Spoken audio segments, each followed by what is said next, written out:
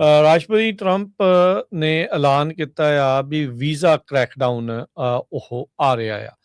75 ਮੁਲਕਾਂ ਦੇ ਤੋਂ ਹਰ ਇੱਕ ਤਰੀਕੇ ਦੀ ਜਿਹੜੀ ਵੀਜ਼ਾ ਪ੍ਰੋਸੈਸਿੰਗ ਆ ਉਸ ਨੂੰ ਫ੍ਰੀਜ਼ ਕਰ ਦਿੱਤਾ ਆ। ਫੌਕਸ ਨਿਊਜ਼ ਰਿਪੋਰਟ ਇਹ ਕਰ ਰਿਹਾ ਵੀ 75 ਮੁਲਕ 75 ਕੰਟਰੀਜ਼ ਜਿਹੜੇ ਕੁੱਲ ਦੁਨੀਆ ਦੇ ਆ ਉਹਨਾਂ ਵਿੱਚੋਂ ਜਿਹੜੇ ਵੀ ਵੀਜ਼ੇ ਅਮਰੀਕਾ ਨੂੰ ਆਉਣ ਦੇ ਲਈ ਲੱਗਦੇ ਸੀ ਉਹ ਸਾਰੇ ਵੀਜ਼ਾ ਪ੍ਰੋਸੈਸਿੰਗ ਆ ਉਸ ਨੂੰ ਉਹਨਾਂ ਨੇ ਠੰਡੇ ਬਸਤੇ 'ਚ ਪਾ ਦਿੱਤਾ ਆ, ਫ੍ਰੀਜ਼ ਜਿਹੜਾ ਉਹ ਕਰ ਦਿੱਤਾ ਆ।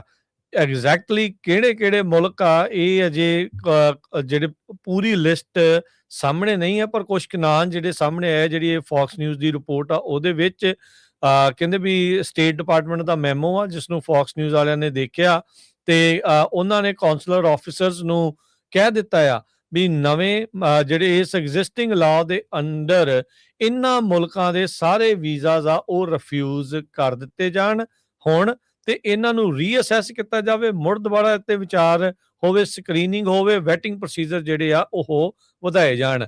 ਇਹਨਾਂ ਮੁਲਕਾਂ ਦੇ ਵਿੱਚ ਜਿਹੜੇ ਕੁਝ ਨਾਮ ਸ਼ਾਮਲ ਨੇ Somalia, Russia, Afghanistan, Brazil, Iran, Iraq, Egypt, Nigeria, Thailand, Yemen ਤੇ ਹੋਰ ਵੀ ਜਿਹੜੇ ਇਸ ਦੇ ਵਿੱਚ ਮੁਲਕ ਸ਼ਾਮਲ ਹੈਗੇ ਆ। ਸੋ ਪਹਿਲਾਂ ਹੀ ਟਰੰਪ ਹੋਣਾ ਨੇ ਜਿਨ੍ਹਾਂ ਨੂੰ ਥਰਡ ਵਰਲਡ ਕੰਟਰੀਜ਼ ਆਖਿਆ ਜਾਂਦਾ ਡੀਸੀ ਦੇ ਵਿੱਚ ਹੋਏ ਹਮਲੇ ਤੋਂ ਬਾਅਦ ਚ ਉੱਥੋਂ ਦੀ ਮਾਈਗ੍ਰੇਸ਼ਨ ਨੂੰ ਫ੍ਰੀਜ਼ ਕਰ ਦਿੱਤਾ ਸੀ।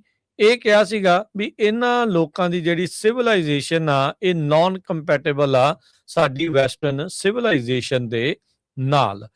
ਸੋ ਹੁਣ ਇਸ ਦੇ ਵਿੱਚ ਇੱਕ ਹਿਸਾਬ ਦੇ ਨਾਲ ਹਰਜੋਤ ਸਿੰਘ ਜੀ ਵਾਧਾ ਹੋ ਗਿਆ ਆ ਤੇ 75 ਮੁਲਕ ਇਸ ਦੇ ਵਿੱਚ ਆ ਗਏ ਆ। ਹੁਣ ਇੰਡੀਆ ਵਾਲੇ ਵੀ ਇਹ ਦੇਖ ਰਹੇ ਹੋਣਗੇ ਵੀ ਕਿਤੇ ਉਹਨਾਂ ਦਾ ਮੁਲਕ ਦਾ ਨਾਮ ਇਸ ਦੇ ਵਿੱਚ ਤਾਂ ਨਹੀਂ ਆ, ਪਰ ਸੋਫਾਰ ਰਿਪੋਰਟ ਦੇ ਵਿੱਚ ਜਿਹੜੇ ਮੁਲਕਾਂ ਦੇ ਨਾਮ ਤੁਹਾਨੂੰ ਦੱਸੇ ਆ ਉਹੀ ਦੱਸੇ ਗਏ ਆ। ਐਂਡ ਮੋਰ ਕਰਕੇ ਜਿਹੜਾ ਲਿਖਿਆ ਆ ਐਗਜ਼ੈਕਟਲੀ ਪੂਰੇ ਜਿਹੜੇ ਨਾਮ ਆ ਉਹ ਲੱਭਣ ਦੀ ਜਿਹੜੀ ਕੋਸ਼ਿਸ਼ ਆ ਆਪਾਂ ਵੀ ਜਿਹੜੀ ਇਸ ਟਾਈਮ ਕਰ ਰਹੇ ਆ। ਪਰ 75 ਮੁਲਕਾਂ ਦੀ ਜਿਹੜੀ ਇਮੀਗ੍ਰੇਸ਼ਨ ਦੇ ਉੱਤੇ ਪੱਕੀ ਜਿਹੜੀ ਇੱਕ ਹਿਸਾਬ ਪੱਕੀ ਨਹੀਂ ਆਰਜੀ ਤੌਰ ਦੇ ਉੱਤੇ ਜਿਹੜੀ ਫ੍ਰੀਜ਼ ਆ ਉਹ ਲਾ ਦਿੱਤੀ ਹੈ। ਕਿਸੇ ਵੀ ਤਰੀਕੇ ਦਾ ਹਰ ਤਰ੍ਹਾਂ ਦੇ ਵੀਜ਼ੇ ਨੂੰ ਜਿਹੜਾ ਉਹਨਾਂ ਨੇ 75 ਮੁਲਕਾਂ ਦੇ ਲਈ ਹੁਣ ਰੋਕ ਦੇਣਾ ਹੈਗਾ ਆ। ਰਾਸ਼ਟਰਪਤੀ ਟਰੰਪ ਨੇ ਐਲਾਨ ਕੀਤਾ ਆ ਵੀ ਵੀਜ਼ਾ ਕ੍ਰੈਕਡਾਊਨ ਉਹ ਆ ਰਿਹਾ ਆ।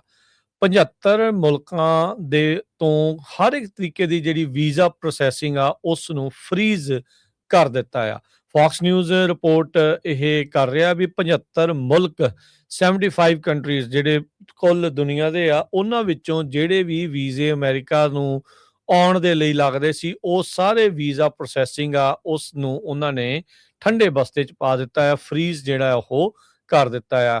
ਐਗਜ਼ੈਕਟਲੀ ਕਿਹੜੇ-ਕਿਹੜੇ ਮੁਲਕ ਆ ਇਹ ਅਜੇ ਜਿਹੜੇ ਪੂਰੀ ਲਿਸਟ ਸਾਹਮਣੇ ਨਹੀਂ ਆ, ਪਰ ਕੁਛ ਕੁ ਨਾਂ ਜਿਹੜੇ ਸਾਹਮਣੇ ਆਏ, ਜਿਹੜੀ ਇਹ ਫੌਕਸ ਨਿਊਜ਼ ਦੀ ਰਿਪੋਰਟ ਆ ਉਹਦੇ ਵਿੱਚ ਕਹਿੰਦੇ ਵੀ ਸਟੇਟ ਡਿਪਾਰਟਮੈਂਟ ਦਾ ਮੈਮੋ ਆ ਜਿਸ ਨੂੰ ਫੌਕਸ ਨਿਊਜ਼ ਵਾਲਿਆਂ ਨੇ ਦੇਖਿਆ ਤੇ ਉਹਨਾਂ ਨੇ ਕਾਉਂਸਲਰ ਆਫਿਸਰਸ ਨੂੰ ਕਹਿ ਦਿੱਤਾ ਆ ਵੀ ਨਵੇਂ ਜਿਹੜੇ ਇਸ ਐਗਜ਼ਿਸਟਿੰਗ ਲਾਅ ਦੇ ਅੰਡਰ ਇਹਨਾਂ ਮੁਲਕਾਂ ਦੇ ਸਾਰੇ ਵੀਜ਼ਾਜ਼ ਆ ਉਹ ਰਿਫਿਊਜ਼ ਕਰ ਦਿੱਤੇ ਜਾਣ ਹੁਣ ਤੇ ਇਹਨਾਂ ਨੂੰ ਰੀਅਸੈਸ ਕੀਤਾ ਜਾਵੇ, ਮੁੜ ਦੁਬਾਰਾ ਇੱਥੇ ਵਿਚਾਰ ਹੋਵੇ, ਸਕਰੀਨਿੰਗ ਹੋਵੇ, ਵੈਟਿੰਗ ਪ੍ਰੋਸੀਜਰ ਜਿਹੜੇ ਆ ਉਹ ਵਧਾਏ ਜਾਣ।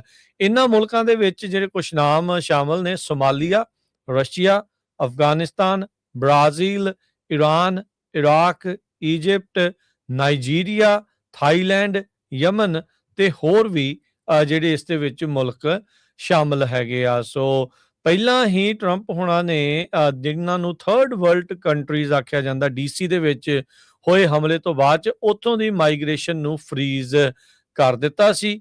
ਇਹ ਕਿਹਾ ਸੀਗਾ ਵੀ ਇਹਨਾਂ ਲੋਕਾਂ ਦੀ ਜਿਹੜੀ ਸਿਵਲਾਈਜੇਸ਼ਨ ਆ ਇਹ ਨਾਨ ਕੰਪੈਟੇਬਲ ਆ ਸਾਡੀ ਵੈਸਟਰਨ ਸਿਵਲਾਈਜੇਸ਼ਨ ਦੇ ਨਾਲ।